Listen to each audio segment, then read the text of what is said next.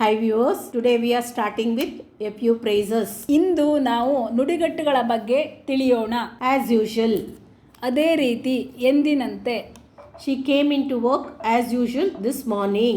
ಅವಳು ಎಂದಿನಂತೆ ಕೆಲಸಕ್ಕೆ ಇವತ್ತು ಬೆಳಿಗ್ಗೆ ಬಂದಿದ್ದಾಳೆ. She wore her black dress as usual. ಅವಳು ಎಂದಿನಂತೆ ಅವಳ ಕಪ್ಪು ಉಡುಗೆಯನ್ನು ಧರಿಸಿದ್ದಾಳೆ. For sure, ಖಚಿತವಾಗಿ, ಖಂಡಿತವಾಗಿ. I know for sure that I won't able to go to the party. ನಾನು ಖಚಿತವಾಗಿ ವಿನೋದಕೂಟಕ್ಕೆ ಹೋಗಲು ಸಾಧ್ಯವಾಗುವುದಿಲ್ಲ ಎಂದು ನನಗೆ ಗೊತ್ತು. He won't be back again, that's for sure. ಅವನು ಮತ್ತೊಮ್ಮೆ ಹಿಂದಿರುಗಿ ಬರುವುದಿಲ್ಲ Anymore. ಇನ್ನು ಮುಂದೆ. I don't ride my motorcycle much anymore. ಇನ್ನು ಮುಂದೆ ನಾನು ನನ್ನ ಮೋಟಾರ್ ಬೈಕನ್ನು ಹೆಚ್ಚಾಗಿ ಓಡಿಸುವುದಿಲ್ಲ. I was not moving anymore with my feet.